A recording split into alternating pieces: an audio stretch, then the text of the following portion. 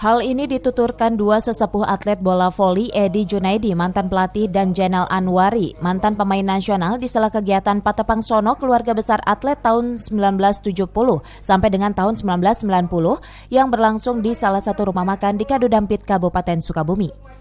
Dari pertemuan ini disepakati akan segera dibentuk satu wadah yang akan menaungi para atlet terdahulu untuk membangkitkan kembali gairah olahraga bola voli di Sukabumi agar menjadi lebih baik lagi.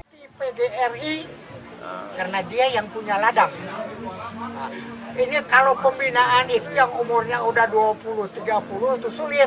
Jadi dari sejak SD, ya, SMP, SMA, ya kalau memungkinkan perguruan tinggi juga akan digabung, akan diurus oleh yayasan kami.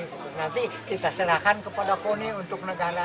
Lama, artinya saya di era tahun 80-an lah waktu itu, dan kita sempat terutama yang waktu itu Kota Madia maupun kabupaten diperhitungkan oleh kota-kota lain gitu. Sekarang kalau mungkin Anda lihat sendiri berapa banyak sih sekarang lapang voli yang ada gitu ya. Dulu itu kita hampir di setiap ruas jalan itu ada lapang voli. Yanti Indri, salah seorang pecinta bola voli yang juga anggota DPRD Kota Sukabumi, sempat menjadi atlet bola voli, mengapresiasi inisiasi para sesepuh yang dulu pada masa jayanya sempat menorehkan tinta emas dengan segudang prestasi baik di kancah daerah, nasional hingga internasional, karena masih peduli dengan kemajuan olahraga bola voli di Sukabumi. Kita yang peduli dan cinta terhadap bola voli, mantan-mantan atlet angkatan 1970 sampai dengan 1990 ini akan memberikan yang terbaik. Mudah-mudahan bisa memberikan yang terbaik untuk masyarakat dan pemerintah Kota Sukabumi. Kenapa?